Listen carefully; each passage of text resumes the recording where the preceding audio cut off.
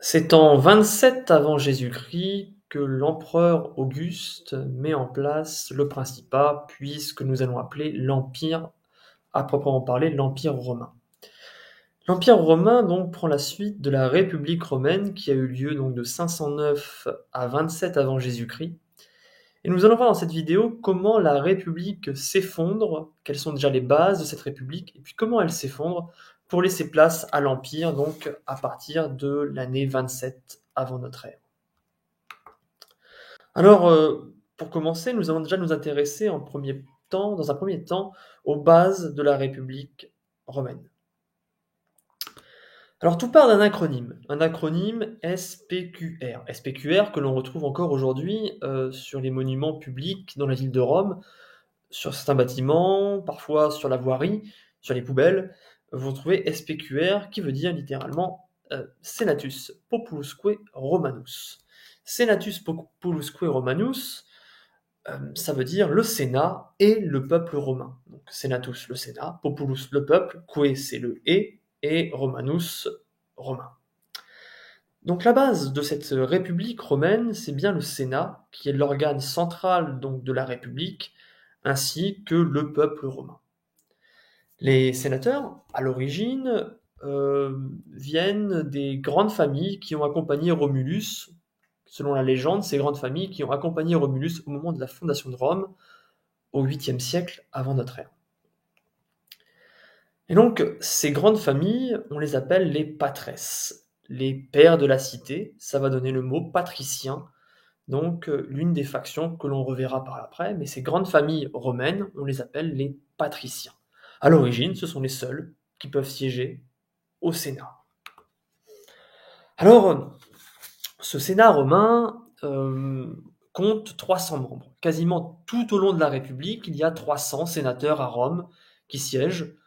Il y aura des exceptions, on le verra, mais dans la majeure partie de la République, il y a 300 sénateurs qui siègent donc à Rome.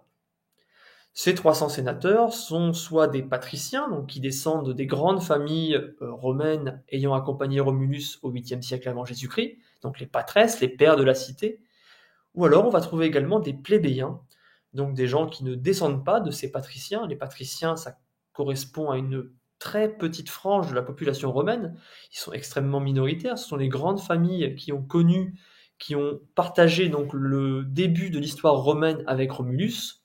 Et donc tous ceux qui ne descendent pas de ces proches de Romulus qui remontent au 8e siècle sont des plébéiens. Et dès le 4e siècle avant Jésus-Christ, on va retrouver des plébéiens au sein du Sénat. Les plébéiens vont d'ailleurs être majoritaires au bout d'un moment au Sénat, donc le Sénat n'est pas lié à une opposition patricien-plébéien, même si à l'origine les patriciens sont les grandes familles romaines, les plébéiens sont ceux qui n'appartiennent pas aux grandes familles romaines. Donc le Sénat, 300 membres, depuis l'époque de Romulus ou sans doute peu de temps après le début de la fondation de Rome, du moins selon la légende, Romulus a donc fondé Rome et a attribué à Rome un Sénat avec 300 sénateurs. 300 sénateurs, c'est ce qu'il va y avoir quasiment tout au long de la période. Alors au Sénat, comment ça fonctionnait? Généralement au Sénat, le plus ancien des sénateurs était appelé le princeps senatus, le prince du Sénat. C'est le plus ancien sénateur et celui qui a occupé le grade le plus important. Donc généralement pour être sénateur, tout au long de la République romaine, ce sont d'anciens magistrats. La magistrature la plus importante, c'est le consulat, donc les anciens consuls, puis les anciens préteurs, puis les anciens édiles ou les anciens questeurs. Donc tous les magistrats romains forment ce qu'on appelle le Sénat, et ceux qui sont les plus anciens et qui ont été les plus haut placés à leur époque peuvent prétendre à devenir le prince du Sénat. Le prince du Sénat, c'est celui qui parle en premier, celui qui prend la parole avant tous les autres sénateurs. Alors les sénateurs, généralement, pour voter, le prince du Sénat prenait la parole sur un sujet, par exemple, il donnait son avis, et puis en fonction, s'il y avait des avis discordants, les autres sénateurs pouvaient donner leur avis, et ensuite tous les autres sénateurs se déplaçaient dans un coin de la pièce ou dans un autre. On disait ainsi que le Sénat votait avec ses pieds. Ce qui veut dire que vous avez des sénateurs qui allaient dans un coin de la pièce pour voter pour la loi, par exemple, et d'autres sénateurs qui votaient contre la loi. Et donc, une fois que la loi était votée par le Sénat, elle était soumise au vote du peuple. Généralement, le magistrat arrivait, le consul arrivait, présentait sa loi aux sénateurs, les sénateurs donnaient leur accord ou contestaient ce que disait le magistrat, et au final, la loi était présentée donc à la population romaine, donc dans ce qu'on appelle des comices. Alors, rapide bilan ici de ce qu'est le Sénat sous la République, donc 300 sénateurs nommés par les censeurs, qui sont des magistrats, qui procèdent à une lectio senatus. Alors les censeurs décident en fait en quelque sorte qui sont les anciens magistrats dignes de devenir sénateurs, puisque le Sénat est composé quasi exclusivement d'anciens magistrats, sauf rares exceptions. Le premier à parler au Sénat, c'est le prince du Sénat, le princeps senatus, qui est généralement celui qui a eu un rang très élevé en termes de magistrature et qui est le plus âgé. Le Sénat, notez bien que c'est la seule institution permanente de la République. Les magistrats, eux, sont élus pour un an qui n'est généralement pas renouvelable. Et puis, les sénateurs, généralement, eux, sont convoqués donc par les consuls ou les préteurs ou bien les tribuns de la plèbe pour pouvoir se prononcer sur différentes lois. Généralement, vous aviez donc le Sénat qui était convoqué par les magistrats, puis de ce Sénat, on allait ensuite on procéder au vote donc dans les comices. On va y revenir. Le Sénat est composé de patriciens ou de plébéiens. Euh, Jusqu'au IVe siècle, il est probable qu'il n'y ait eu que des patriciens, mais les plébéiens ont acquis donc des droits, et dès le IVe siècle, il est probable qu'il y ait eu beaucoup de plébéiens au Sénat, les plébéiens qui seront même majoritaires dans ce Sénat sous la République. Enfin, les séances au Sénat étaient présidées par le magistrat qui avait convoqué les sénateurs. Par exemple, le consul qui propose sa loi préside la séance. On donne la parole donc au prince du Sénat, puis les autres sénateurs qui veulent prendre la parole la prennent, et ensuite les sénateurs donc votent donc avec leurs pieds en se déplaçant dans la salle. Il faut noter que les consuls, les préteurs ou bien les tribuns de la plèbe pouvaient s'opposer aux décisions du Sénat, qu'on appelle des senatus consultes, ce sont des conseils, et donc ces conseils généralement permettaient aux comices, donc aux populations, aux citoyens romains de voter par après. On va retrouver ici dans ce schéma donc un peu ce qu'on a évoqué par avant, à savoir ici en haut le Sénat, donc le Sénat qui travaille de concert avec les différents magistrats qui peuvent le convoquer. On va retrouver les différentes magistratures en rouge ici. Et en bas, on va avoir donc les comices. Comices centuriates et tributes sont les plus importantes. Les comices curiates n'ont pas grand intérêt ici. Donc les comices qui vont élire les magistrats et voter les lois. Tout ce qui est en vert concerne la plèbe, qui représente l'écrasante majorité. Ce sont les institutions spécifiques à la plèbe, parmi lesquelles on retrouve notamment les tribuns de la plèbe. Nous y reviendrons. Donc les comices, pour les citoyens, on en distingue principalement trois à l'époque républicaine. Les comices curiates que l'on ne reverra pas puisqu'elles sont sous la période républicaine peu importantes, c'est surtout lié à la monarchie romaine, donc avant 509. On a les comices tributes, qui sont la répartition du peuple romain selon une séparation géographique, donc 4 tribus dans les villes romaines, dans la ville de Rome plutôt, et 31 tribus à l'extérieur de Rome, donc à la campagne, et les comices centuriates, qui sont la séparation du peuple romain en fonction de la richesse des citoyens. Les citoyens les plus riches sont dans certaines centuries qui votent les premières, et les plus pauvres votent en dernier dans leur centurie. En grand 2, les élections sous la République romaine. Alors, pour voter, les électeurs romains, généralement, se déplaçaient sur un pont. Le pont permettait de garantir aussi un certain anonymat et de limiter aussi les pressions que certains citoyens romains pouvaient exercer sur d'autres. Et donc là, ici, on a un vote de loi avec le V qui veut dire oui, le A qui veut dire non. On peut aussi très bien avoir un vote pour donc élire tel ou tel magistrat. Alors on a deux types de comices, on l'a dit avant, les comices tributes et les comices centuriates. On va voir un peu comment ça se passait très concrètement pour les comices tributes ou les comices centuriates. Donc, pour les comices dites comices tributes, ces comices donc qu'on retrouve ici, 35 tribus, 4 de la ville et 31 donc de la campagne, elles élisent donc les magistrats dits inférieurs, que sont les questeurs ou que sont les édiles. La partie donc des plébéiens vote également pour les tribuns de la plèbe ou les édiles plébéiens. Donc les comices tributes votent en fonction de la zone géographique dans laquelle on se trouve. Et ils votent pour les petits magistrats. De la même façon, les comices tributes pouvaient être convoqués pour des actions de justice. Lorsque vous êtes citoyen romain, vous avez le droit de vous défendre, de faire appel à d'autres citoyens romains pour contrer un jugement donné précédemment. Par exemple, vous êtes condamné par les tribunaux, vous pouvez faire un appel au peuple, et donc cet appel sera jugé dans les comices dites tributes. Les comices centuriates représentent en quelque sorte les citoyens romains en armes. Ces derniers se rassemblent à l'extérieur de la cité romaine sur le champ de Mars. Nous avons bien affaire ici à des citoyens soldats qui ont donc le droit de vote. Les 193 centuries votent les unes après les autres et comptent chacune pour une voix.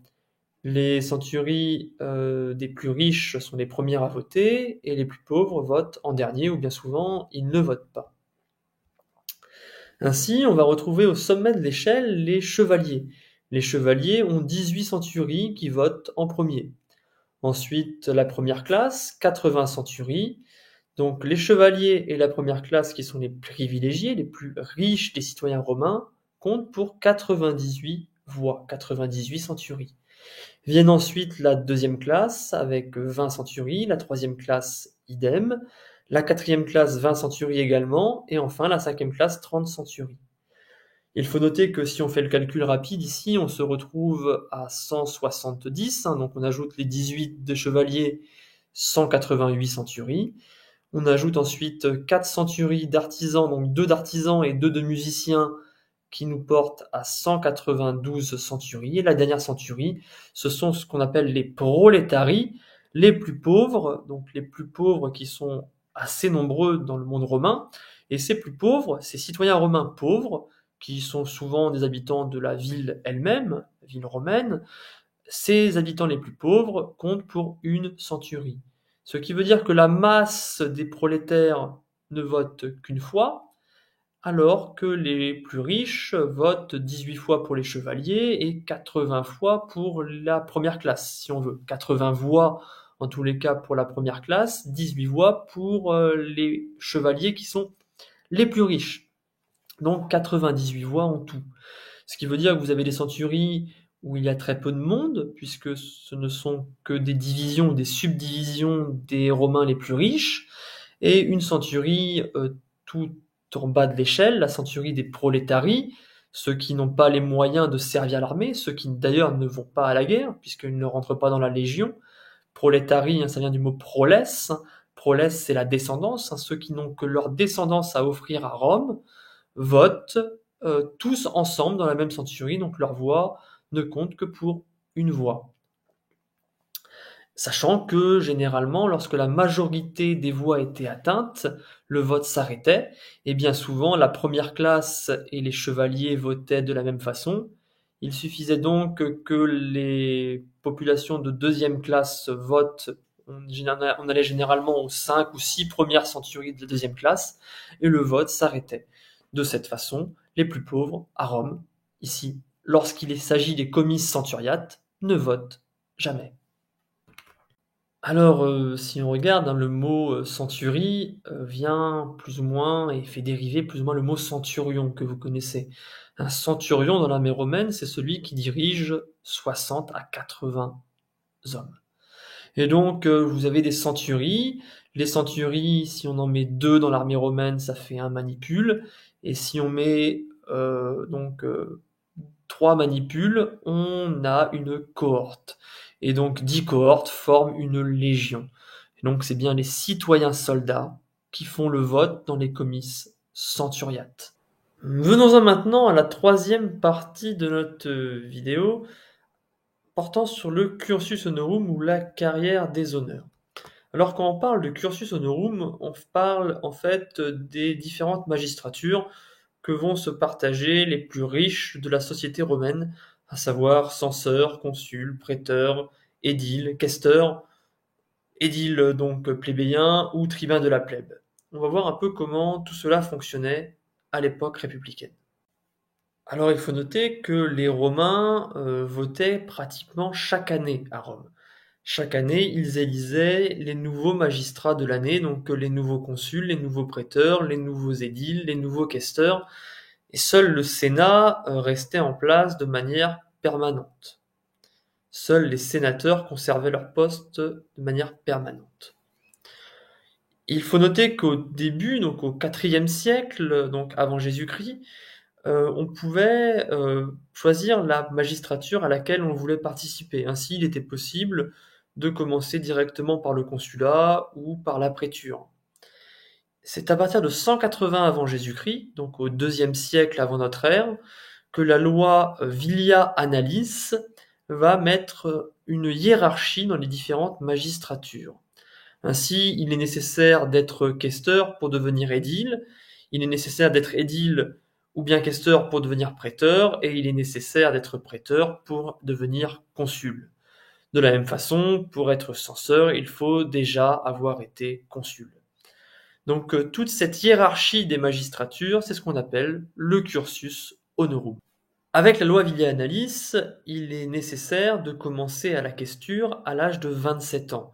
Il faut donc attendre 10 ans, servir 10 ans dans l'armée romaine avant de pouvoir être magistrat.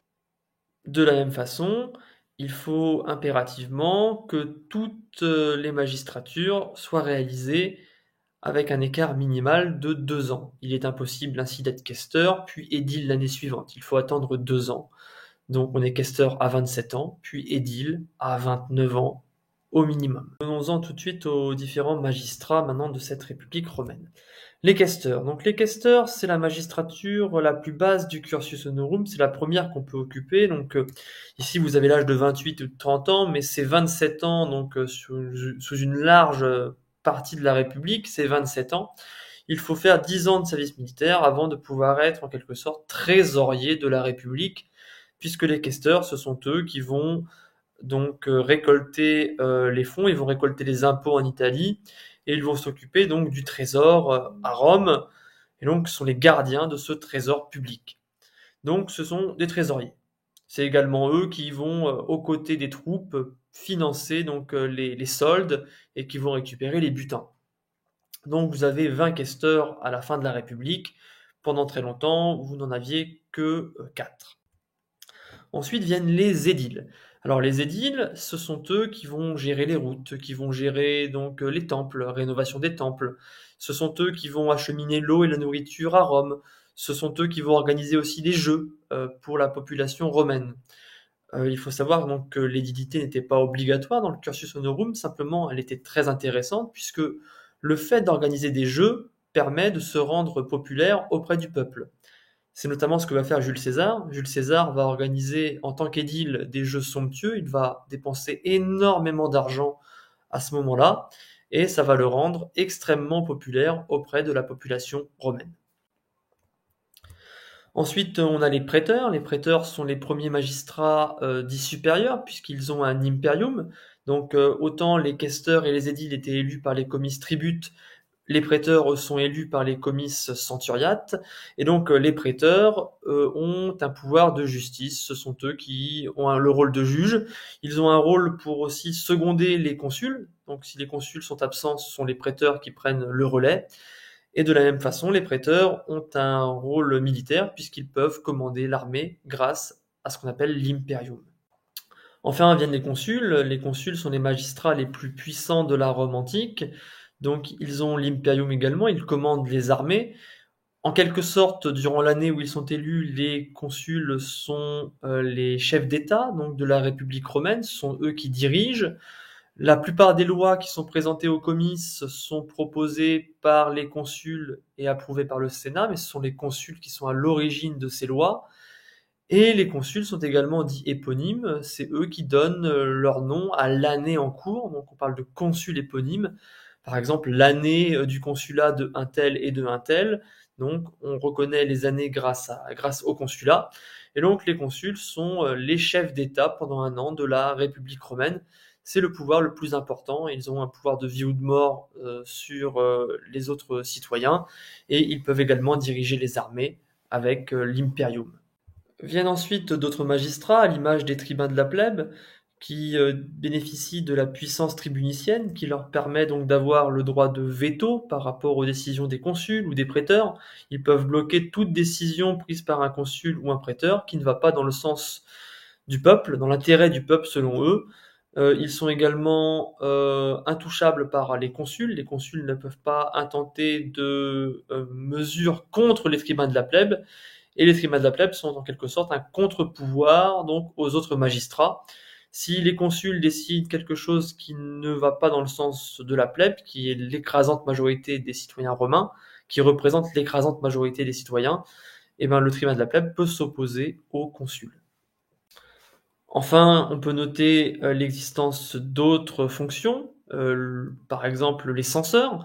Les censeurs, en fait, ce sont forcément d'anciens consuls. Ils sont élus pour une période de 18 mois tous les 5 ans. Et le rôle des censeurs, ça va être donc deux choses, de recenser la population selon les richesses, et puis de censurer également les mauvaises mœurs. Donc ils peuvent exclure les sénateurs du Sénat en fonction de mauvais comportements. Donc on a ici l'origine de deux mots en français, hein, le mot censure et le mot recensement.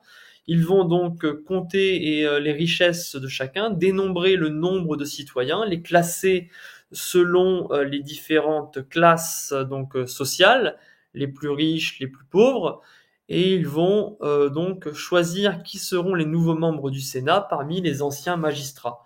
Donc ils ont un pouvoir assez important, les censeurs, et ils sont élus pour un an et demi tous les 5 ans. Vous avez également l'existence du dictateur. Le dictateur, c'est un ancien consul qui est mis en place, nommé par le Sénat pour 6 mois afin de remettre de l'ordre au sein de la République. La dictature à Rome est une magistrature. On verra que ça va être largement transformé à la fin de la République, mais la dictature existait bel et bien donc à Rome et n'était pas forcément quelque chose de négatif à l'époque. Vous avez la question des propréteurs et des proconsuls, qui sont en réalité d'anciens préteurs ou d'anciens consuls qui deviennent gouverneurs de province. Et donc voilà, on a plus ou moins fait le tour de ces magistratures, hein. Si vous regardez un peu ce schéma, on a donc bien fait le tour, censeur, consul, préteur, édile, questeur, on les a évoqués. Le grand pontife, on l'a évoqué, c'est religieux. Vous avez l'interroi qui prend le pouvoir donc pour quelques jours, le temps de convoquer de nouvelles élections si les consuls sont absents. Si par exemple les consuls sont morts, eh ben, il faut un interroi pour convoquer de nouvelles élections. Et donc, ça devrait être à peu près clair, ce schéma. Vous avez l'ensemble donc des magistratures romaines, avec ce qui est en vert qui concerne la plèbe, ce qui est en jaune ce sont les comices, donc ce qui est électif, ce qui est en rouge ce sont les magistratures, ce qui est en violet sur le côté avec le dictateur et le maître de cavalerie, ce sont en fait des magistratures extraordinaires, et puis vous avez le Sénat au centre de cette république romaine. Et donc un grand merci ici à un site assez intéressant, un site qui s'appelle arrête-ton-char.fr, c'est un site de latin. Et donc j'ai pris pas mal d'éléments de ce site hein, pour illustrer donc ce diaporama, notamment par rapport aux différentes magistratures. Alors nous allons voir maintenant la quatrième partie de notre propos, à savoir donc l'agrandissement de l'Empire romain et les débuts de la crise de la République romaine, qui sont deux phénomènes qui sont assez largement liés l'un à l'autre. Alors, si on regarde cette carte, on peut se dire qu'au milieu du IIe siècle avant notre ère, l'Empire romain domine l'ensemble de la mer Méditerranée, qu'ils appellent d'ailleurs Mare Nostrum. Cette domination romaine, elle se fait principalement au milieu de ce IIe siècle, puisque Rome va vaincre les différentes cités qui pouvaient encore à ce moment-là lui faire de l'ombre, à commencer par la cité de Carthage en Afrique du Nord, donc en actuelle Tunisie. Rome et Carthage partagent une histoire qui se déroule entre le milieu du IIIe siècle et le milieu du IIe siècle, avec trois guerres dites puniques, donc trois guerres entre Rome et les Carthaginois. La première guerre a lieu en raison de la Sicile. Les Romains vont faire la conquête de la Sicile, dominée autrefois par les Carthaginois. La deuxième guerre punique va être connue en raison de la traversée des Alpes par Hannibal et les éléphants de Hannibal, l'armée carthaginoise qui va se retrouver en Italie et qui va faire subir aux Romains des défaites importantes, Trasimène et notamment la bataille de Cannes en 216 avant notre ère.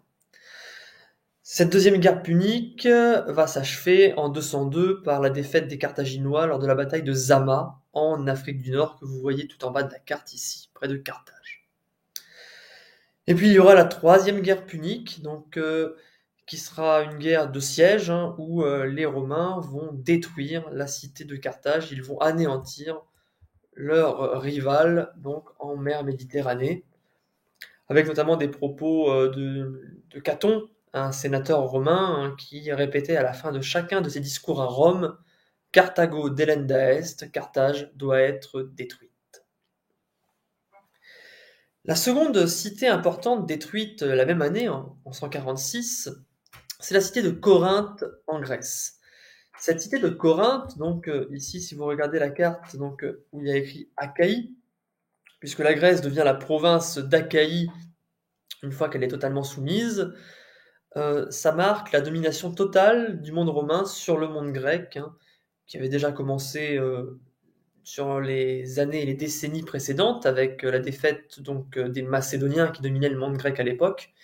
Et donc la destruction de Corinthe en 146, même année que la destruction de Carthage, marque vraiment ici la domination des Romains sur la mer Méditerranée, donc la domination des Romains sur Mare Nostrum.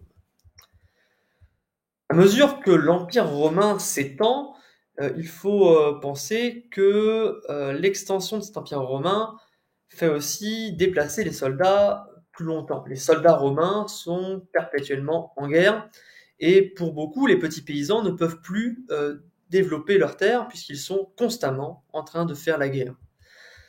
De cette façon, les territoires de l'Ager Publicus, c'est-à-dire les territoires qui appartiennent aux Romains et constitués des différentes conquêtes romaines, qui sont en théorie partagés entre les citoyens romains, reviennent de plus en plus à de grands propriétaires fonciers.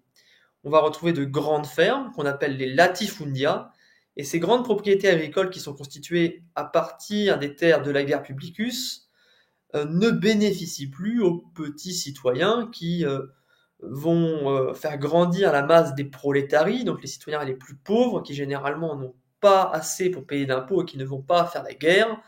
Donc ces citoyens prolétaires qu'on va retrouver en masse dans la ville de Rome puisqu'ils n'ont plus de terres, étant donné que les terres sont entre les mains des plus grands propriétaires dans ce qu'on appelle les latifundia. Alors cette situation dans laquelle les grands propriétaires terriens s'accaparent toutes les terres de l'Ager Publicus au détriment des citoyens les plus pauvres, elle va marquer un tribun de la plèbe qui est au pouvoir en 133 avant Jésus-Christ. Ce tribun de la plèbe s'appelle Tiberius Gracchus. Tiberius Gracchus, qui est issu d'une famille assez riche de la noblesse romaine, Tiberius Gracchus se rend compte en traversant l'Italie qu'on ne trouve quasiment que des grandes fermes exploitées par des esclaves. Ce qui veut dire que les citoyens les plus pauvres, les citoyens romains les plus pauvres n'ont plus accès à la terre et donc ne peuvent plus même travailler pour les grands domaines. L'objectif derrière de Tiberius va être de partager les terres entre les citoyens romains en limitant l'accaparement de ces mêmes terres par les plus riches.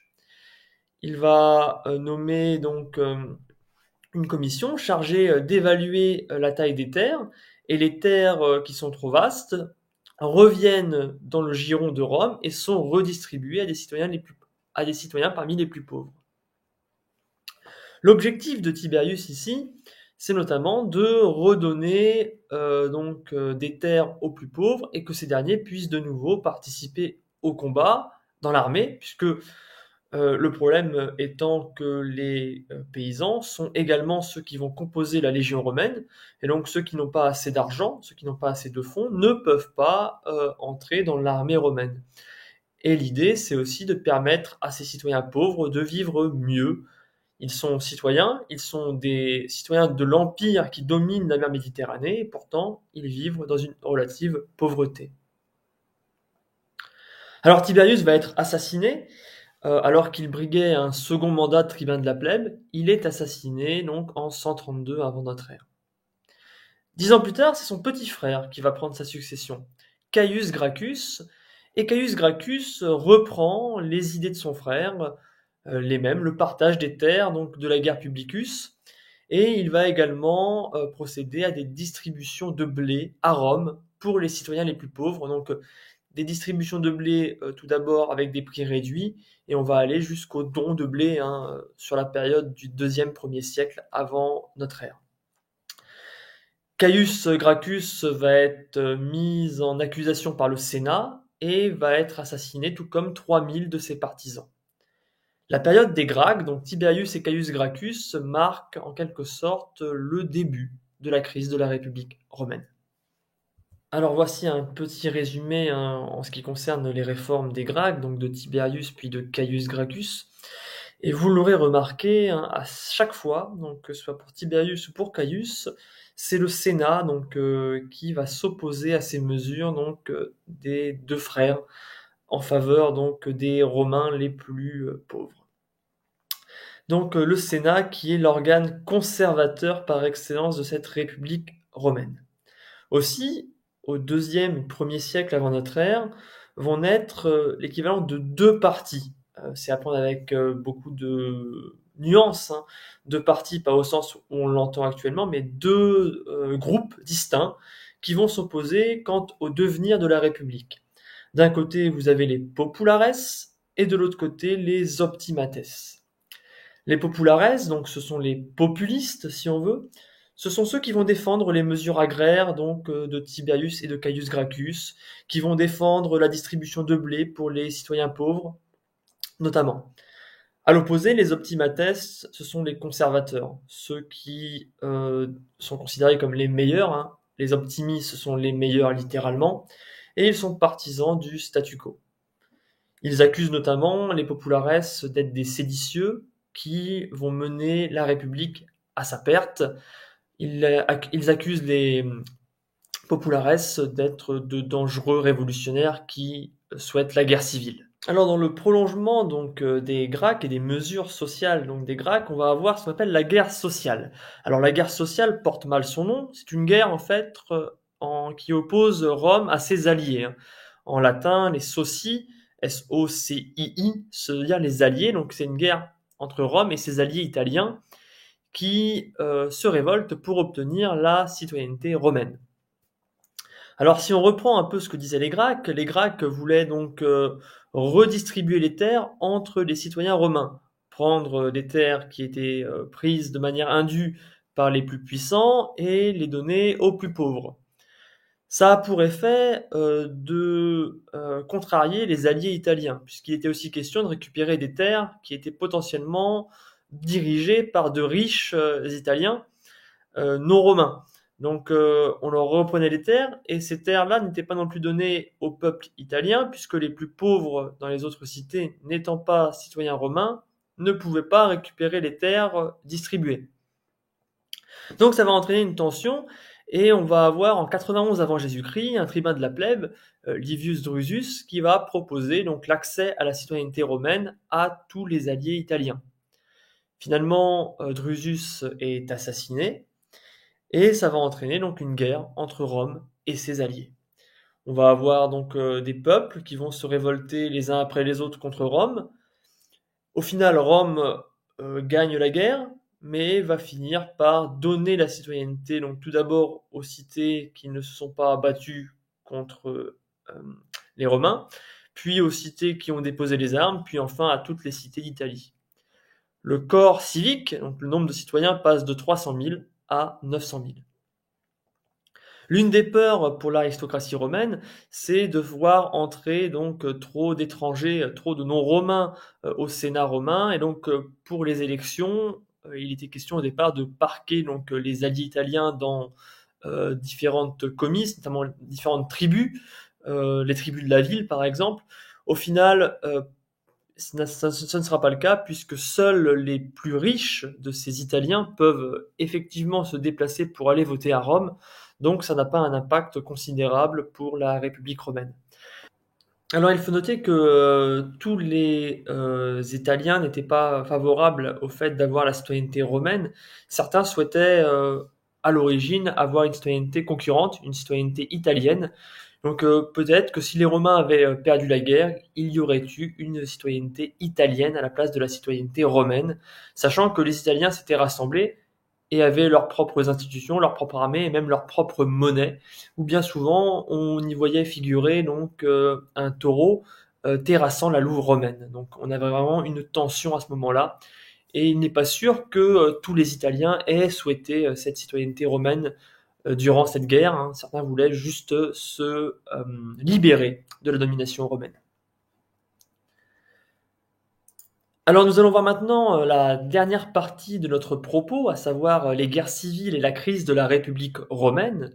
Alors ces guerres civiles, c'est extrêmement dense, vous allez le voir, c'est extrêmement complexe. On va essayer de résumer ces guerres civiles en quelques phases pour voir comment la République romaine a fini par s'éteindre et a laissé place à l'Empire romain avec Auguste comme premier empereur.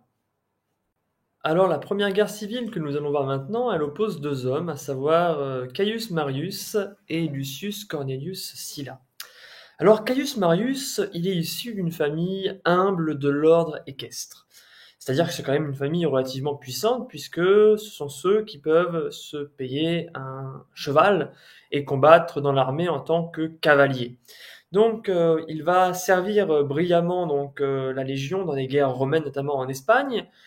Puis, on va le retrouver un peu plus tard, donc en Afrique. Et en Afrique, il va mener la guerre notamment contre Jugurtha. D'un point de vue politique, il est tribun de la plèbe en 119 et sa carrière est un petit peu freinée par la suite. Mais le fait qu'il soit important dans la guerre contre Jugurtha, cette guerre où il va notamment plus ou moins savonner la planche à celui qui est son chef à l'époque, à savoir un certain Metellus, Caius Marius va devenir consul en 107 avant notre ère. Il devient consul et puis il va finir cette guerre contre Jugurtha en 105 avant notre ère. Au moment où il est consul, il met en place une réforme militaire qui va lui permettre d'avoir davantage de troupes. Cette réforme militaire permet aux plus pauvres des citoyens romains, ceux qu'on appelle les prolétarii, ceux qui généralement ne participaient pas au combat militaire, il leur permet d'avoir accès à l'armée. Et qui dit avoir accès à l'armée pour ces gens qui n'ont aucun revenu et aucune richesse, c'est la possibilité par la suite d'avoir des richesses importantes gagnées sur les territoires donc conquis et sur les populations soumises. Et donc la réforme de Marius en 107 est extrêmement importante puisqu'elle permet à ce moment-là de recruter donc des soldats qui sont parmi les plus pauvres des Romains. Et donc ce recrutement des soldats parmi les plus pauvres, ça va entraîner par la suite le mouvement des guerres civiles. Opposé à Marius, de l'autre côté, on va retrouver Lucius Cornelius Sylla. Alors Sylla, il est issu d'une famille patricienne un peu appauvrie à ce moment-là, et en 107, c'est le légat de Marius, l'un des légats de Marius dans la guerre contre Jugurtha, et il se trouve que c'est lui qui va arrêter et capturer donc le roi numide en 105 avant Jésus-Christ et mettre fin à la guerre. Donc il va se démarquer, hein. D'ailleurs à ce moment-là, le fait d'avoir capturé Jugurtha lui permet donc de se montrer un peu plus triomphant à Rome, ce qui déplaît à Marius, et de là remonte sans doute une petite inimitié entre les deux hommes. Sylla se démarque ensuite dans les années 90 dans la guerre face aux Italiens, la guerre des Alliés, la guerre sociale. Il se démarque alors que Marius, à ce moment-là, est un peu sur la touche et semble un peu vieilli et fatigué. Sylla devient en 88 avant notre ère consul, et le Sénat lui confie une guerre contre le roi du Pont Mithridates VI. Alors le pont, c'est à l'extrême est, hein, au sud de la mer Noire, on est plus ou moins dans l'actuelle Turquie. Et donc le roi du Pont menace certains territoires romains en Asie. Certains l'ont d'ailleurs plus ou moins excité pour qu'il s'attaque aux Romains. certains Romains avaient intérêt à ce qu'il y ait une guerre. Et donc Sylla, on lui confie cette guerre contre Mithridate au sortir de son consulat en 88 avant Jésus-Christ. Cela déplaît fortement à Marius qui espérait avoir la guerre contre Mithridate pour lui et ses troupes. Marius se montrait régulièrement au Champ de Mars afin de se montrer vraiment gaillard, en forme, pour justement reprendre la direction des opérations contre Mithridate. Finalement, elle est confiée à Sylla, ce qui lui déplaît fortement. Alors, Marius va essayer de s'allier avec un certain tribun de la plèbe appelé Sulpicius. Sulpicius fait passer des mesures donc contre l'aristocratie romaine, hein. Il prône les élections réalisées par les comices tributes et non plus les comices centuriates.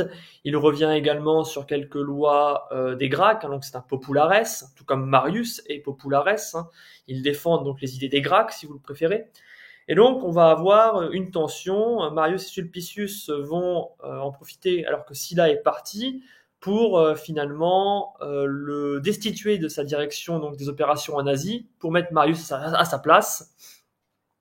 Sylla ne l'entend pas de cette oreille. Je vous rappelle que les soldats à ce moment-là sont des soldats sans le sou, pour certains. Et donc Sylla qui dit à ses soldats, vous voyez, on veut vous spolier donc les richesses d'Orient, l'Asie qui vous était promise ne vous appartient plus. Et donc Sylla va marcher sur Rome et va envahir la ville de Rome. C'est la première fois qu'un général romain franchit le Pomerium et entre dans la ville de Rome. Les combats sont relativement violents et les marianistes vont être proscrits, c'est-à-dire qu'ils vont être chassés de la ville donc romaine, la ville de Rome. Alors Marius va s'en sortir, il va être aidé et il va réussir à s'en sortir parce que certains vont se rappeler de sa gloire passée, hein. C'est quand même un grand militaire romain et donc ça va le sauver. Sulpicius, par exemple, lui va être exécuté, il va être dénoncé par un de ses esclaves qui d'ailleurs va mourir à son tour puisqu'il va être affranchi. Mais comme un esclave n'a pas le droit de trahir son maître, l'esclave va être jeté donc de la roche tarpéienne, donc qui est proche du Capitole, de la colline du Capitole. Il va être jeté dans un ravin, donc à ce moment-là. Alors, une fois Sylla parti pour l'Orient, il y a deux consuls à Rome, un certain Lucius Cornelius Cinna et un certain Optimus qui est proche de Sylla. Cinna reprend trait pour trait les idées de Sulpicius, donc c'est les idées populares, et Cinna va notamment souhaiter la mise en place, cette fois-ci définitive, de l'attribution donc des nouveaux citoyens dans les différentes comices tributes. De même, il souhaite renforcer le pouvoir des comices tributes par rapport aux comices centuriates. Et donc Cinna va être destitué, il va être chassé de Rome par son collègue Optimus et par les proches de Sylla. Et étant chassé de Rome, il va essayer de reprendre le pouvoir et de rentrer à nouveau dans Rome à l'aide d'une armée. Il va assiéger Rome à son tour, un peu comme Sylla l'avait fait autrefois. Apprenant cela, Marius, qui est en Afrique, va décider de rejoindre Cinna et va lui aussi assiéger Rome. Marius et Cinna vont rentrer dans Rome, ils vont notamment demander à certains esclaves donc de se révolter contre une certaine liste de proscriptions, il va y avoir des proscrits, de nouveau, un peu comme à l'époque de Sylla contre les marianistes. Cette fois-ci, c'est Marius et Cinna qui vont proscrire des proches de Sylla. Il va y avoir une liste de proscriptions et il y aura de nombreux morts à nouveau dans Rome. Finalement, Cinna et Marius sont élus consuls pour l'année 86 et Marius meurt peu de temps après, sans doute vers la mi-janvier 86, d'une pleurésie, donc de maladie. Finalement, pour clôturer ce passage, en 83, Sylla va revenir d'Orient, et puis la répression va de nouveau s'abattre sur les partisans de Marius. Donc Marius n'est plus, mais ses partisans sont encore là. Des proscriptions ont lieu et des terres vont être récupérées des marianistes pour les troupes de Sylla. Et dans la foulée, Sylla, qui est un ancien consul, devient dictateur non pas pour 6 mois, mais dictateur sans limite de temps, ce qui est une nouvelle transgression des règles de la République romaine. On avait comme règle transgressée, on a eu déjà le fait d'entrer dans Rome plusieurs reprises, et là cette fois-ci on a la dictature, mais sans limite de temps pour Sylla. Alors, sous sa dictature, Sylla va revenir sur certaines mesures populaires. Ainsi, il va supprimer les distributions de blé à Rome pour les citoyens les plus pauvres. De la même façon, il va remodeler les institutions romaines. On passe de 300 sénateurs à 600 sénateurs, et les magistrats doivent avoir un certain âge pour pouvoir être élus à telle ou telle magistrature. Ainsi, on va avoir par exemple 25 ans pour la questure, 30 ans pour l'édilité, etc., etc. Enfin, dernière chose, il va faire du tribunat de la plèbe une voie sans issue, puisque le pouvoir des tribunaux de la plèbe est largement affaibli. Ils n'ont plus de droit de veto, ou du moins un droit de veto limité, et ces derniers ne peuvent plus participer au cursus honorum. C'est-à-dire qu'en étant tribun, on ne peut plus par la suite être questeur ou édile ou prêteur ou consul. Le tribunat de la plèbe est donc une voie sans issue à partir de Sylla. Alors on verra que cette réforme par rapport au tribunat de la plèbe va être vite supprimée, puisque dès 70, Crassus et Pompée, lorsqu'ils seront consuls, vont revenir sur cette décision. Alors justement, venons-en tout de suite à Crassus et à Pompée qui, accompagnés de César, vont en 60 avant Jésus-Christ mettre en place ce qu'on appelle le premier triumvirat. Donc c'est une alliance secrète entre trois hommes extrêmement puissants au sein de la République romaine. Donc ici vous avez Crassus à gauche, César au centre et Pompée à droite. En ce qui concerne Sylla, notez que sa dictature, il y met fin lui-même en 79 avant notre ère et qu'il décède l'année d'après. Alors le premier triumvirat, c'est une alliance qui va renforcer les pouvoirs de trois individus par rapport au Sénat, donc Crassus, César et Pompée. Les trois ont des intérêts divers. Pompée et Crassus ne s'appréciaient pas beaucoup d'ailleurs, ils sont en rivalité depuis leur consulat en 70 avant notre ère. Et César va en profiter pour devenir consul, donc en 59 avant notre ère, en s'alliant donc à ces deux hommes qui sont puissants pour des aspects différents, on va le voir. Alors Crassus débute sa carrière sous la Deuxième Guerre civile, et donc il est proche de Sylla. Il participe aux proscriptions donc des marianistes, donc à faire la liste de ceux qui doivent être chassés de la ville de Rome, et il en profite justement pour récupérer les biens de ces personnes chassées de Rome et pour les revendre. Et donc il va s'enrichir extrêmement fortement durant cette période. Il se fait par ailleurs connaître dans les années 70 avant notre ère en matant la rébellion de Spartacus et en ayant recours à la décimation lors des défaites de ses troupes. Donc décimation, c'est le fait de choisir un soldat parmi 10 et de le tuer. Et donc la décimation le rendait assez cruel et assez sévère par rapport à ses soldats. En 70 avant Jésus-Christ, donc il devient consul avec Pompée. Il y a une rivalité entre les deux hommes. Et puis en 59, il va conclure donc cette alliance avec César et Pompée. Alors lui, l'intérêt qu'il a en fait à cette alliance, c'est que le montant payé donc par les publicains. Alors les publicains, ce sont des chevaliers qui payent Rome pour en échange pouvoir prélever les taxes ensuite. Donc il cherche à faire baisser le montant payé par ces publicains pour pouvoir percevoir donc les impôts en Asie. Il est probable que ces publicains aient payé trop d'argent à Rome pour prélever des impôts, pour collecter des impôts, et il est probable que Crassus ait eu des parts avec ces publicains, et donc l'idée c'est de baisser le prix payé à Rome pour ensuite pouvoir s'enrichir en prélevant les impôts sur les provinciaux en Asie. Alors c'est son intérêt ici à rejoindre ce triumvirat. Donc notez, pour Crassus, il est extrêmement riche, et c'est ce qui fait, en l'occurrence, sa force et son intérêt dans ce triumvirat. Ensuite, on va avoir à droite Pompée. Alors Pompée, lui, c'est le grand chef militaire de cette époque, au 1er siècle, c'est le plus grand chef militaire romain. Alors il est issu d'une famille plébéienne assez riche, et il débute sa carrière lui aussi auprès de Sylla. Il remporte plusieurs batailles au moment de la Deuxième Guerre civile, et ses troupes vont le surnommer Caius Pompeius Magnus, donc le grand Pompée. Au cours des années 70, il va mener une guerre en Espagne contre l'un des derniers marianistes qui est resté en place, donc à savoir Sertorius. Et puis il va aider aussi Crassus à mettre fin à la révolte des esclaves dans les années 70. D'ailleurs, il va faire crucifier de nombreux esclaves sur la route qui mène de Capoue à Rome. Et il va en tirer un certain bénéfice. En 67, il va recevoir un pouvoir de commandement exceptionnel afin de mettre un terme à la piraterie en mer Méditerranée. Cette piraterie est extrêmement gênante pour les Romains puisque le commerce est largement obéré par une piraterie extrêmement importante en mer Méditerranée. Et donc, en l'espace de 3 mois, il va parvenir à mettre fin aux exactions des pirates.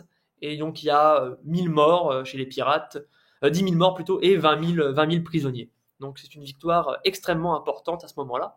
Dans la foulée, il va obtenir un autre pouvoir particulier donc pour mener une campagne en Asie et mettre fin donc à la domination de Mithridate VI, qu'on avait déjà vu auparavant. Et donc le Pont et la Bithynie, donc dans l'Orient actuel, enfin à l'extrême-orient actuel, donc en Turquie, au large de la Turquie, de la Syrie, deviennent des provinces romaines suite aux victoires de Pompée.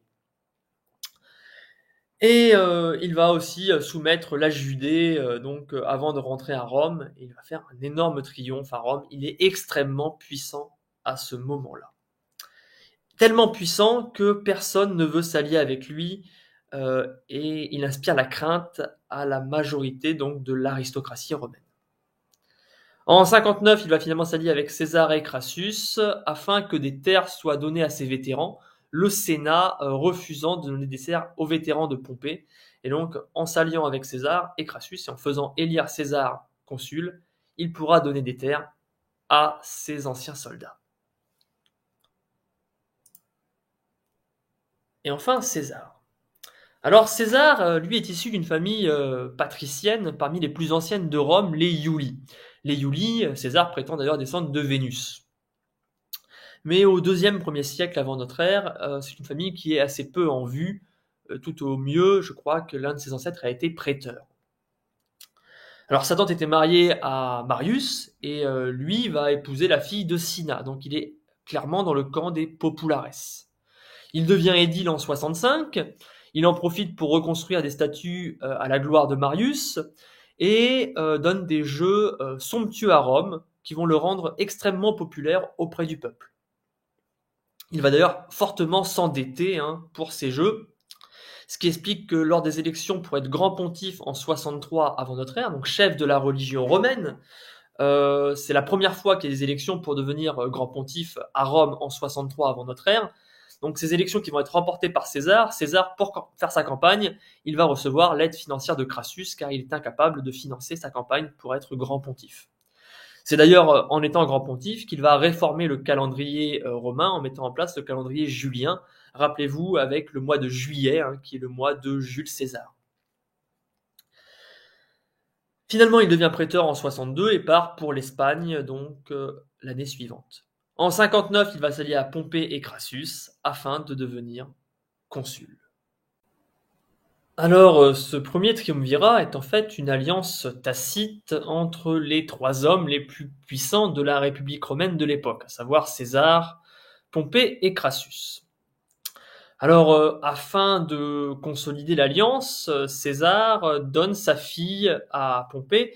Donc, la fille de César se marie avec Pompée, Julia, et une fois au pouvoir, César va faciliter les intérêts de ses alliés, à savoir pour Pompée confier des terres aux vétérans, et puis pour Crassus renégocier les sommes dues par les publicains afin de prélever les impôts en Asie.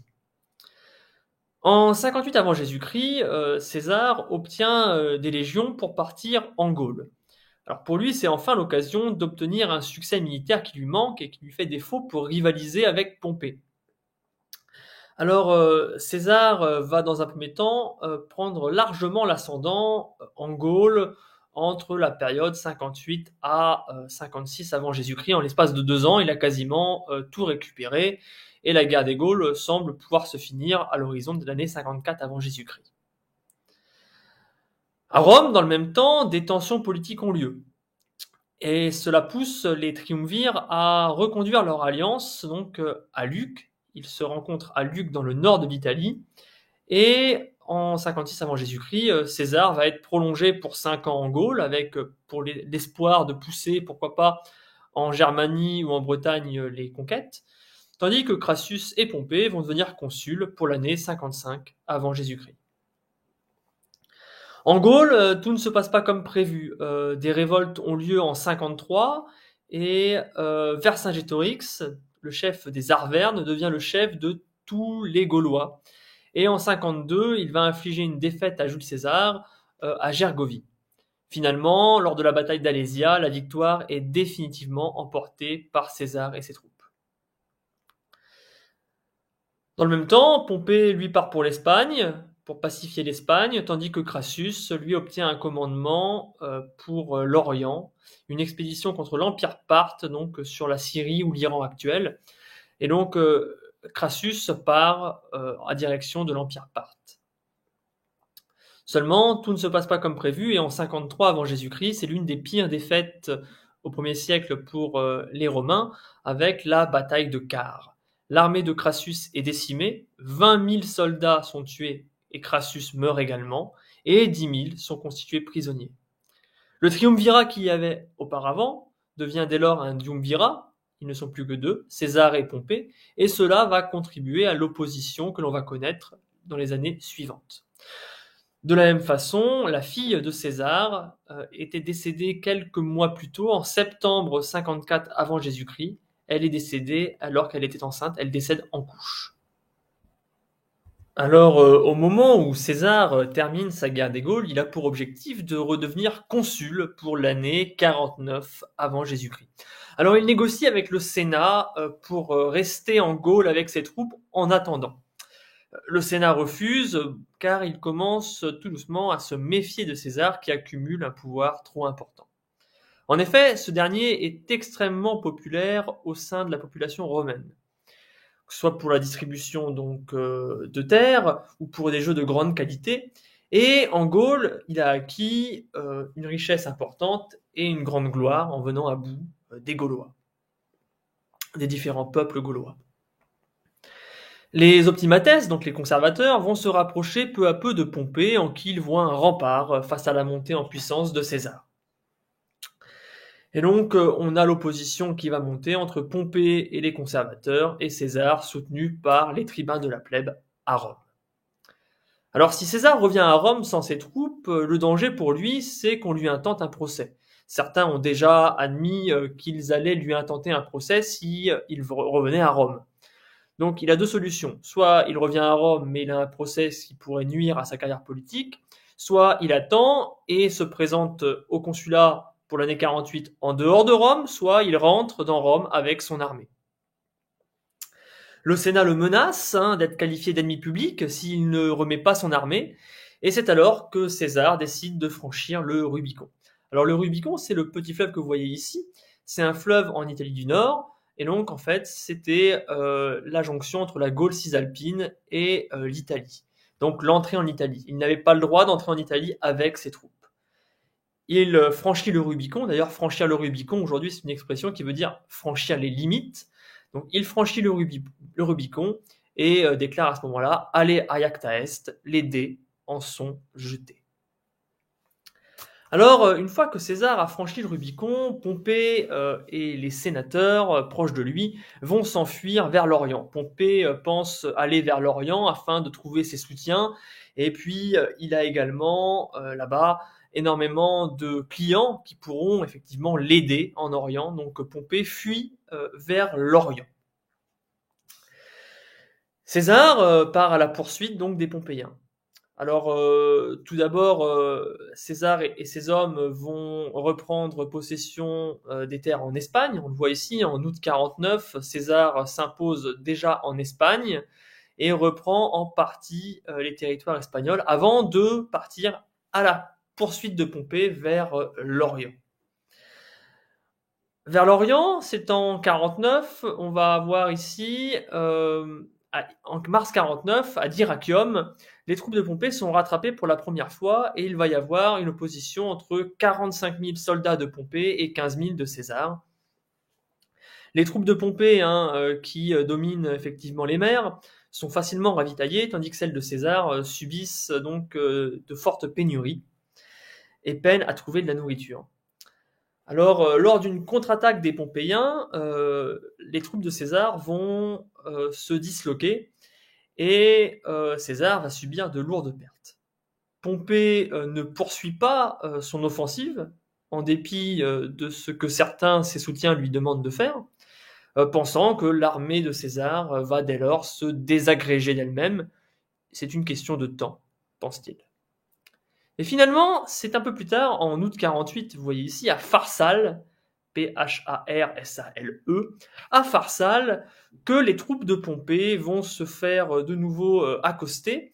On retrouve 47 000 soldats pour Pompée, 22 000 pour César. Et Pompée n'a pas envie de lancer cette offensive, mais il est poussé par ses soutiens qui pensent que César est fini, qu'il ne pourra de toute façon pas gagner cette guerre, et qui veulent absolument finir cette guerre civile. Les Pompéiens lancent l'attaque, mais finalement se sont pris à revers par l'armée de César, qui remporte la victoire. De nombreux soldats de Pompée fuient. Pompée lui-même s'enfuit vers l'Égypte. Et César, afin de récupérer les troupes majoritaires de Pompée, va faire état d'une politique qu'il va mener ensuite à plusieurs reprises, à savoir la clémentia. Il ne tue pas ses ennemis, il n'inflige pas de peine à ses ennemis, mais il leur pardonne afin que ses ennemis lui soient redevables. Et donc c'est la clémentia de César. Donc César va récupérer une partie des troupes de Pompée à la suite de la bataille de Pharsale. En arrivant en Égypte, Pompée n'obtient pas le soutien escompté, bien loin s'en faut, puisqu'il est assassiné par les conseillers du jeune roi de l'époque, Ptolémée XIII, qui a 13 ans. Lorsque César arrive à son tour, il reçoit la tête de Pompée dans un sac qui est donné par les généraux du roi égyptien. Lorsqu'il arrive en Égypte, César se rend compte qu'il y a un souci en termes de succession. Il y a effectivement une dispute pour la succession du roi Ptolémée XII. On va retrouver Ptolémée XIII, donc âgé de 13 ans, et sa grande sœur, Cléopâtre VII, âgée de 21 ans. Afin de finir le conflit, César essaye de marier les deux, Ptolémée et Cléopâtre. Cela ne donne rien et une guerre s'ensuit. César se range du côté de Cléopâtre, avec laquelle il a une idylle. Au final, Cléopâtre s'impose et César repart d'Égypte en 47 avant notre ère et laisse Cléopâtre régner avec son plus jeune frère, Ptolémée XIV. Cléopâtre est enceinte et donne naissance peu de temps après à Ptolémée César, celui qu'on appelle Césarion. En repartant d'Égypte, César va se rendre à l'extrême orient de l'Empire, au niveau du royaume du Pont. Le fils de Mithridate se rebelle contre les Romains et César va le battre donc en mai de l'année 47 avant notre ère. Et c'est là où, le battant de manière expéditive, il dira Veni, vidi, vici, je suis venu, j'ai vu, j'ai vaincu. Reste maintenant pour César à rentrer à Rome.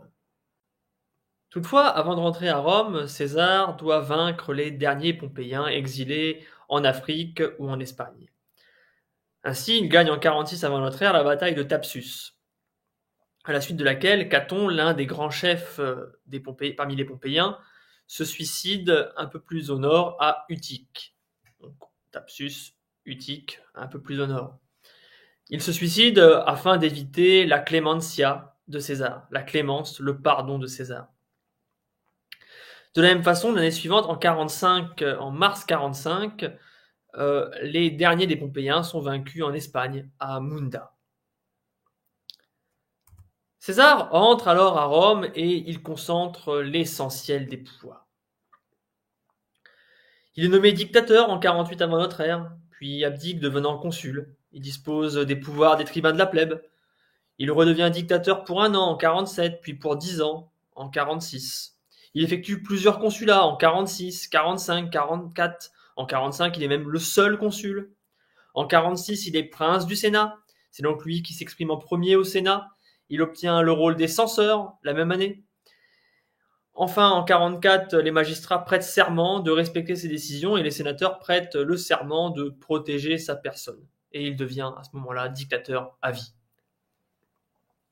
César obtient donc tous les pouvoirs de la République entre ses mains. Un temple est dédié à la clémentia de César, à la clémence de César. Des statues sont placées à côté de celles des dieux. Marc-Antoine devient même le prêtre de César. On assiste à une quasi-divinisation. Il est libérator, impérator à vie. Il obtient un mois dans le calendrier, un Iulius qui remplace le mois de Quintilis. César a donc tous les pouvoirs, à tel point que aux ides de mars 44, le 15 mars de l'année 44, César est assassiné par 23 coups de couteau. Il y aurait eu, selon les sources, 60 conspirateurs, parmi lesquels on va trouver Marcus Brutus, celui à qui César dira tu coque mi fili, toi aussi mon fils, même s'il est bien plus probable que le toi aussi mon fils soit en fait toi aussi mon petit, sachant que Marcus Brutus était un ancien pompéien que César avait rallié à sa cause. César était au courant qu'il était en danger. On lui avait annoncé à plusieurs reprises qu'un complot se tramait contre lui. Pour autant, il n'en a rien fait et il est mort donc le 15 mars de l'année 44. En mourant, ces assassins pensaient restaurer la République. Selon eux, la mort de César permettait le retour normal à une République qui fonctionne normalement. Toutefois, il n'en est rien. À la mort de César, la guerre civile reprend de plus belle, et les héritiers de César, que sont Marc-Antoine, consul à l'époque, et Octave, neveu et fils adoptif de César, vont s'opposer au tyrannicide, et donc c'est la suite de la guerre civile qui reprend de plus belle. Alors, dans les jours immédiatement consécutifs à la mort de César, il ne se passe pratiquement rien, ou du moins pas grand-chose. Les tueurs, les assassins de César n'avaient pas de programme politique préétabli. Tout au plus, ils pensaient qu'en tuant le tyran, ils mettraient fin à la tyrannie et sauveraient la République. Ils se font d'ailleurs appeler les liberatores. Très vite, ils se rendent compte qu'ils n'ont pas le soutien du peuple. Le peuple n'est pas forcément très heureux d'apprendre la mort de celui qui les avait si bien traités par le passé. Marc-Antoine décide de ne pas poursuivre les assassins de César tout de suite. Marc-Antoine, c'est le consul restant, puisque César est décédé. Il était consul avec Marc-Antoine pour l'année 44. Marc-Antoine est le consul restant. César va être remplacé par un autre appelé Dolabella. Et donc Marc-Antoine est le leader politique à Rome après la mort de César. Marc-Antoine décide de ne pas poursuivre les assassins de César, et en échange, toutes les mesures prises par César avant sa mort sont maintenues. De la même façon, des funérailles publiques vont avoir lieu pour César, funérailles publiques au cours desquelles on va lire son testament. Au moment de la lecture du testament de César, un nouveau personnage entre en scène. Il s'agit d'Octave. Octave était en Orient, en Macédoine. Il attendait pour partir pour la guerre contre les Parthes, puisque César avait prévu de mener une guerre contre les Parthes quelques jours après sa mort. Octave apprend qu'il est l'héritier de César, que César l'a adopté parfois testamentaire, et qu'il hérite donc de toute la fortune et toute la clientèle de son grand-oncle. Rapidement, les anciens conjurés vont devoir quitter Rome. Ils se rendent compte que c'est intenable, le peuple est hostile, leur est hostile, et donc Marcus Junius Brutus et Caius Cassius Longinus partent très vite pour l'Orient. Octave fait le chemin inverse et rentre à Rome. Et il fait valoir ses droits sur la succession, ce qui déplaît fortement à Marc-Antoine notamment. Des tensions vont avoir lieu entre Marc-Antoine et le Sénat par ailleurs. Marc-Antoine récupère un pouvoir assez fort en Occident et essaye de se faire octroyer les provinces qu'il souhaite, notamment la Gaule cisalpine, donc le nord de l'Italie.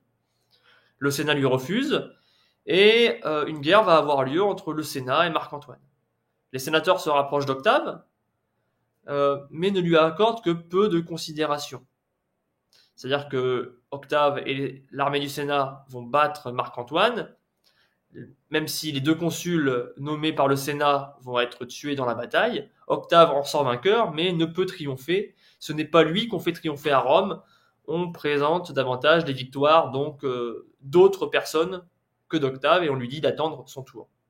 Octave le prend mal, et dès lors, Octave va marcher sur Rome avec une armée et soumettre le Sénat.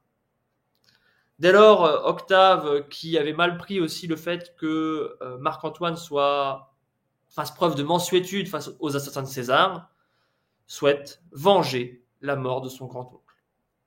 C'est alors qu'une alliance va avoir lieu entre Marc-Antoine, Octave et Lépide. Alors il s'agit du deuxième triumvirat.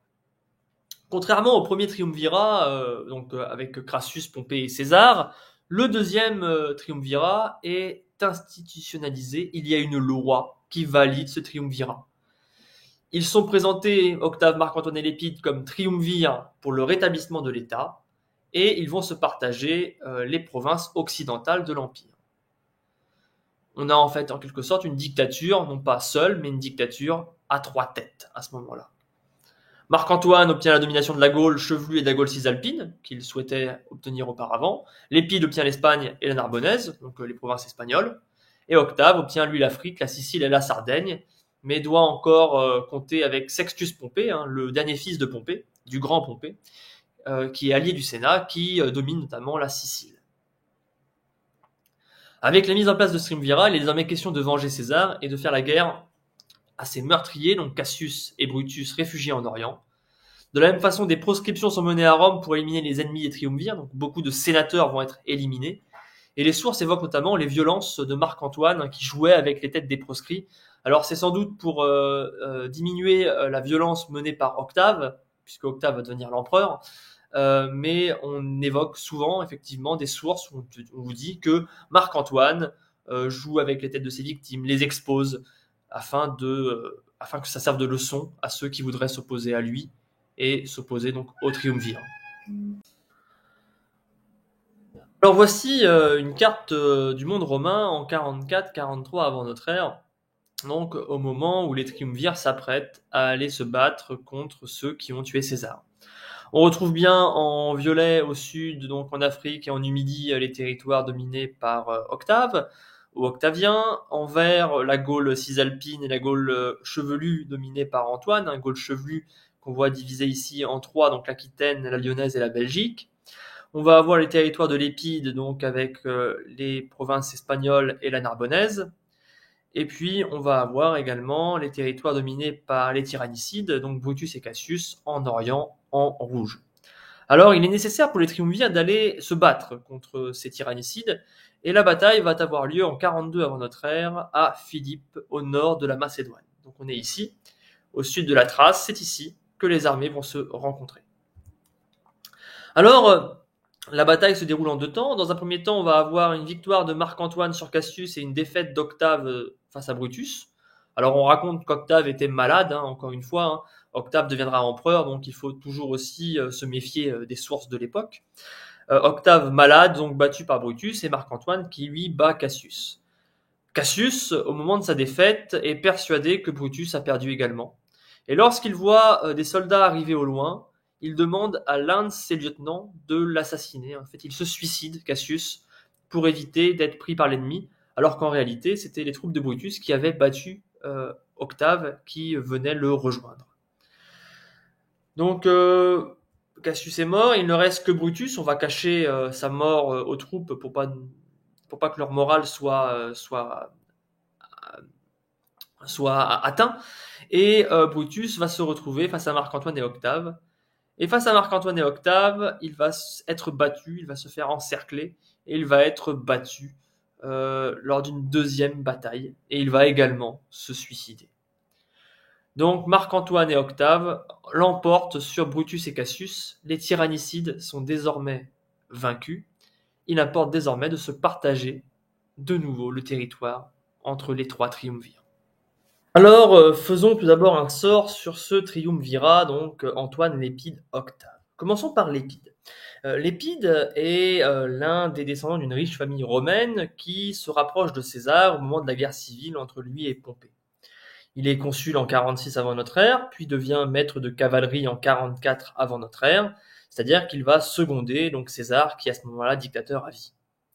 À la mort de César, il remplace ce dernier en tant que grand pontife, chef de la religion romaine, et en 43, c'est lui qui est à l'initiative du triumvirat avec Octave et Marc-Antoine.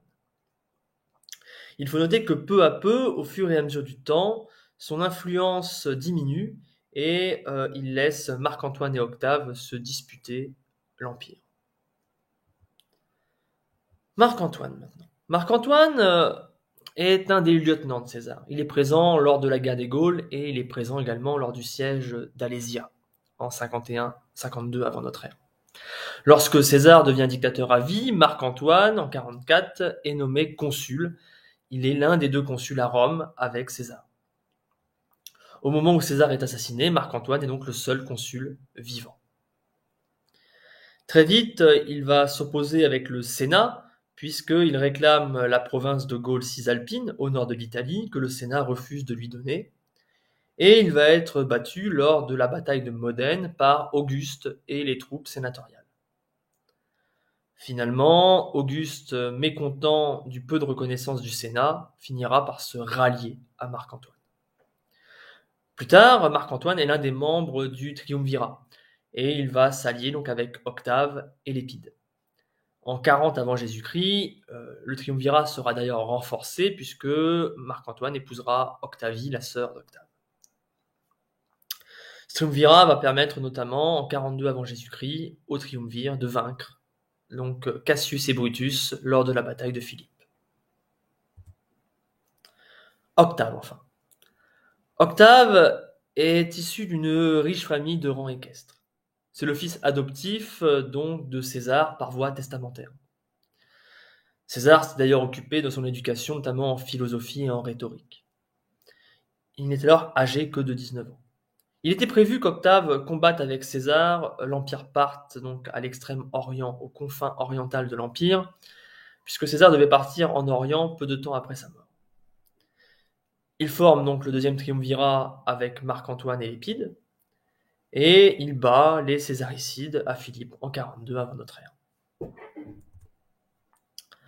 Alors l'après Philippe. La bataille de Philippe, les triumvirs, avec celle-ci, mettent définitivement fin à la République. Du moins, la concurrence aristocratique pour le pouvoir disparaît alors. Les mérites de la victoire reviennent très largement à Marc-Antoine, puisque Octave, malade à ce moment-là, n'a que très peu contribué.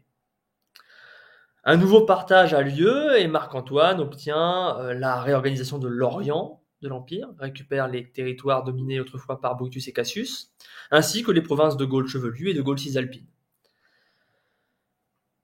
Lépide, lui, ne récupère que l'Afrique. Il n'était pas présent à Philippe, il est donc le grand battu de ces négociations, tandis qu'Octave récupère les provinces espagnoles et les îles occidentales en Méditerranée.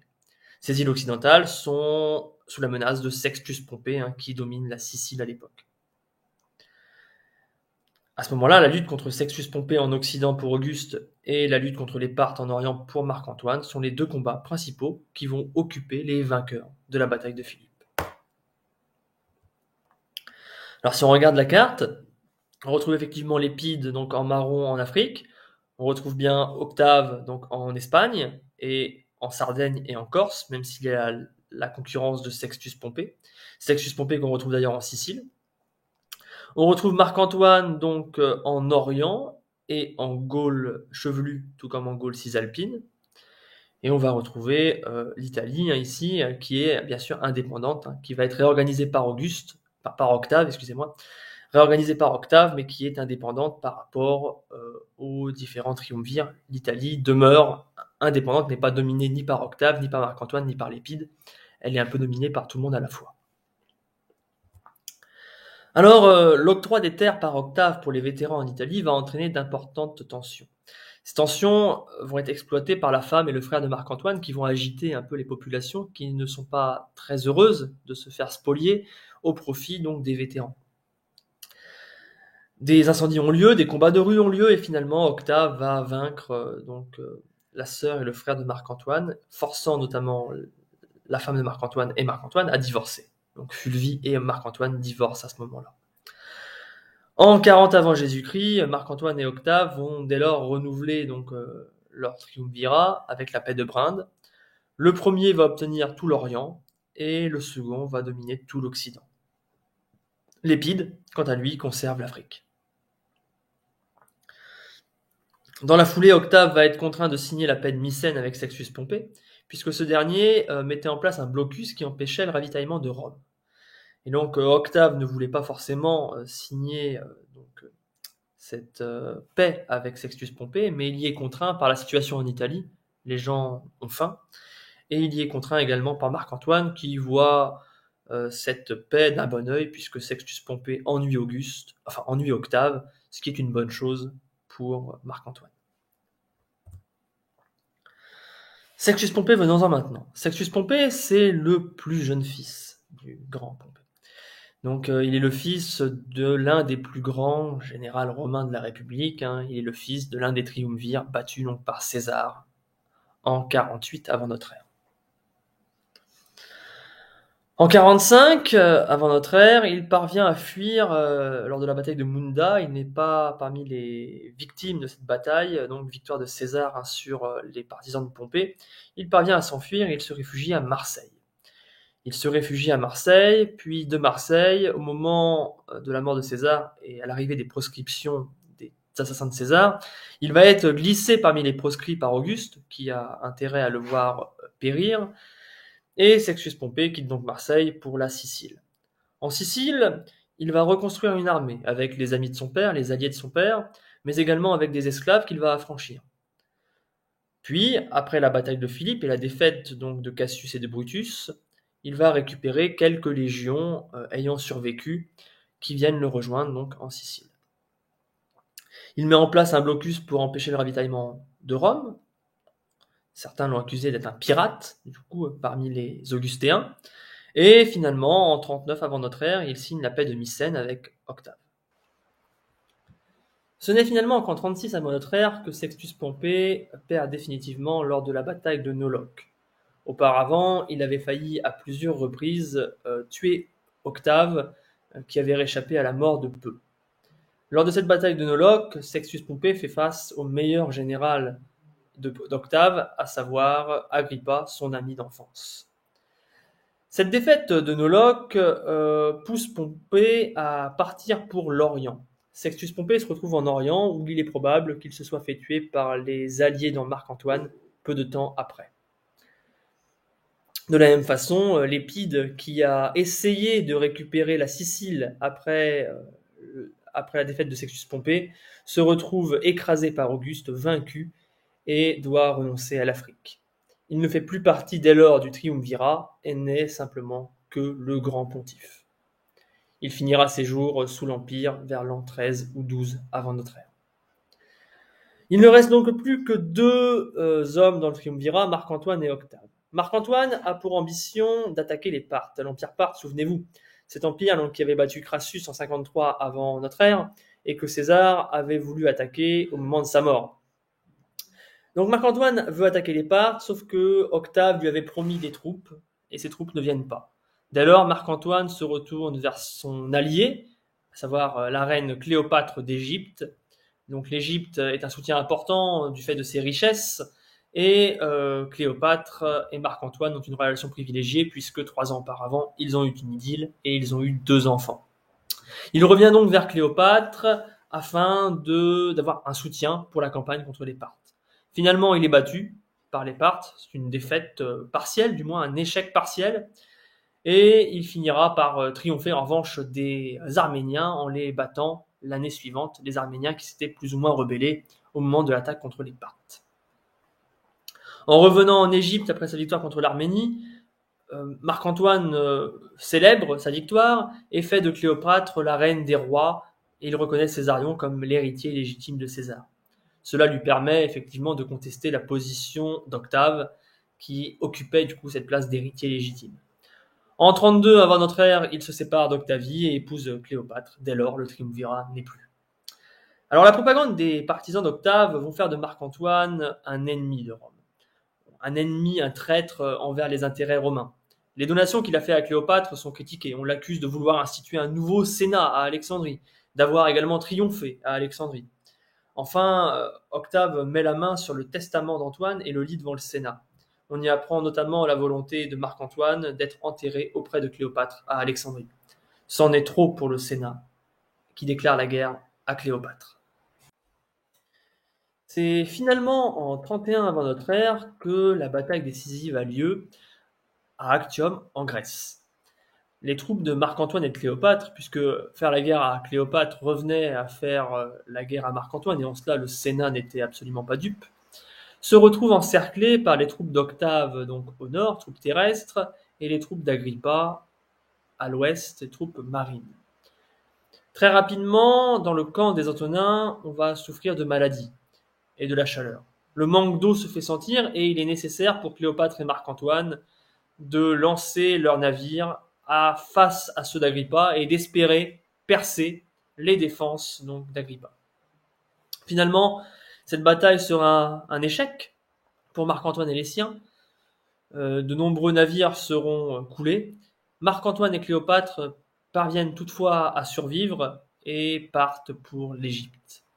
Arrivé en Égypte, Marc-Antoine tente de rejoindre Cléopâtre qui se fait passer pour morte et Marc-Antoine se suicide alors. À l'arrivée d'Octave en Égypte, c'est au tour de Cléopâtre de se suicider. Enfin, Octave fait tuer Césarion et l'Égypte devient province romaine. Il n'y a désormais plus qu'un seul maître à Rome, Octave, qui va devenir Auguste, le premier empereur romain. En effet, lorsque Octave referme les portes du temple de Janus en 29 avant notre ère, il met fin à un cycle de guerre civile. Le temple de Janus avait pour propriété d'avoir toujours ses portes ouvertes tant Rome était en guerre en permanence. En 29 avant notre ère, Octave obtient le titre d'impérator, de général victorieux, et triomphe à plusieurs reprises dans Rome. 2 ans après, il devient prince du Sénat, celui qui prend la parole en premier au Sénat, et obtient le titre honorifique d'Auguste, le Vénérable. Dès lors, le pouvoir qui était jusque-là aristocratique sous la République devient un pouvoir monarchique, sans pour autant dire son nom, tant la haine de la monarchie est forte à Rome depuis les débuts de la République en 509 avant notre ère. Ce pouvoir monarchique d'Auguste va perdurer pendant plusieurs siècles et bouleverse fortement l'histoire romaine, puisque l'Empire romain d'Occident chute en 476 de notre ère, tandis que l'Empire romain d'Orient chute lui en 1453.